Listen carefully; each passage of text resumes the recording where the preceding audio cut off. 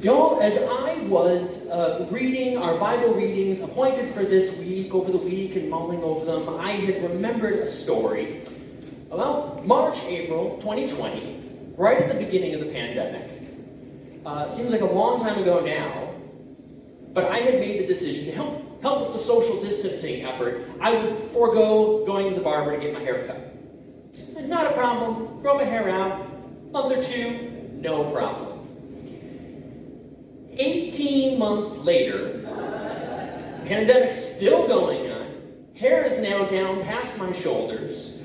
Beard, whole thing, and I finally give up. And the pandemic is one. It's pandemic 1, Stephen 0. I break down and finally get my hair cut. But while I had my flowing locks, one of my parishioners came running up to me. A little boy came running up to me and he said, Father Balke, you look like Jesus.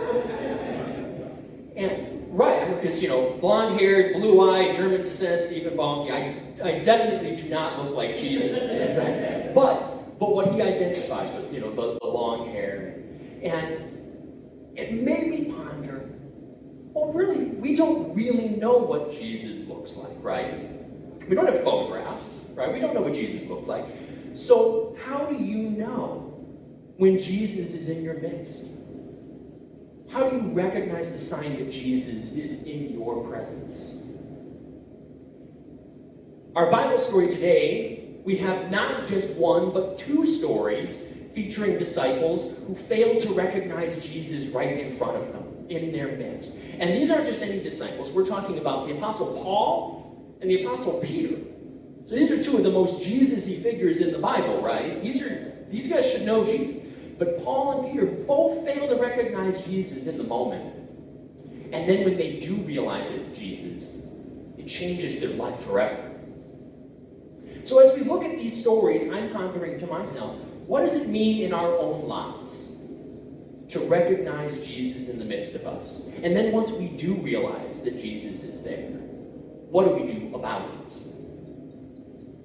So let's look at the story from Peter first, because this came first. Peter, this is after Jesus has resurrected, but before the ascension. Jesus is out, he's a fisherman, and he's going out, he's hungry. He's going to catch fish. If Peter doesn't catch fish, he's going to go hungry. He'll starve, right? He needs to go out and catch fish. So he goes out in his boat, and he catches nothing. He fishes all night long. And you have to imagine how frustrating that must be for him. And there is Jesus out on the shore talking to him, and he doesn't realize it's Jesus. Now, does that struck anybody as strange? You'd think Peter would know what Jesus looks like. So why doesn't he recognize that that's Jesus? And it's a strange story. Scholars have a couple of different ideas about why that might be in there. But at least one thought is that Peter is so focused on his frustration. He's so focused on things aren't going right. He's hungry, he's upset, he's frustrated, and he's so focused on that he's not even recognizing Jesus right in front of him. Now, has that ever happened to any of us? It certainly happened to me when I've sometimes been so frustrated about something that I don't even recognize the presence of Jesus in my life right there. Look at Paul. Now, he's still Saul at this time, right? But he's a good Jewish follower. He knows the rules. He knows he's right. Paul's problem is that he is so certain of himself. He is so fixated on the fact that he is right that he's failing to recognize the presence of Jesus right in front of him. Now, I know I've been there too, where I've been so sure that I'm right, so sure of myself that I fail to see Jesus right in front of me. And I think an example from my own life. Told some of y'all some of this on Easter Sunday when I was here with y'all, but there was a time in my life where I had actually been homeless for a while, living out of my car, wasn't sure where my next meal was going to come from, and it was a scary time, and it was a time I was actually not in a good place with God. I was angry with God. And so I think about my own life, and what was keeping me from seeing Jesus there was that I didn't want to. I didn't feel like seeing Jesus in my life. So there's all sorts of things that can stop you from seeing Jesus right in front of you. Anger, frustration, being too sure of myself, being too unwilling.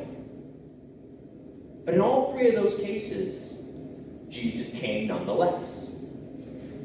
In my own case, Jesus came when a woman from the church welcomed me and my family into her home, gave us a warm bed to sleep in, a hot shower, a place for a nice meal, gave us a home when we had no home. That was when my eyes were open to Jesus being present in my life. Paul, in his case, right? Paul is literally blind to Jesus and then literally becomes blind to everything. And then it's when his eyesight is restored that he sees Jesus. He was blind, and now he sees and recognizes Jesus. Peter is hungry, frustrated. And it's at the moment that he drags the fish out of the water and he has the food that he recognizes Jesus on the shore for who he is. All of those moments, Jesus was already there. But it was in that moment of a need being filled, of being fed and restored. That was the moment of realizing Jesus was there all along. So as we answer question 1, how do we recognize Jesus in our lives?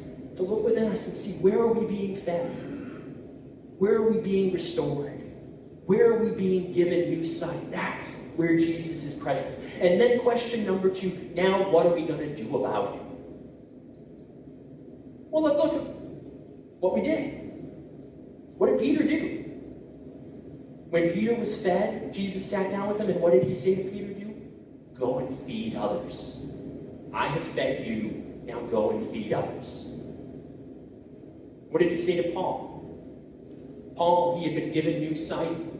Then Paul took the gift he had been given and he gave it to others. He spread the word. He went and he shared that sight, that vision with others, and did more for spreading Christianity in the church than anyone else, spread it across the world. He took the sight he had been given and he gave it to others. I've tried to do my best in my life to know that I was given a home, a safe place to know I was loved and welcomed. And I tried to do my part in the church to create a church that is a safe, welcoming place where others know they can come and have a home. So what do we do about it? What we do about it is we take the gifts that we have been given by Jesus and we share those gifts with those around us. So that then when somebody wants to see what Jesus looks like in their midst, they're not looking for some blonde-haired, blue-eyed, flowing locks priest up here. That's not the vision of Jesus in our lives. No. We can look in the mirror and behold, when you are sharing the gifts that you've been given, you are the image of Jesus in the world. Amen.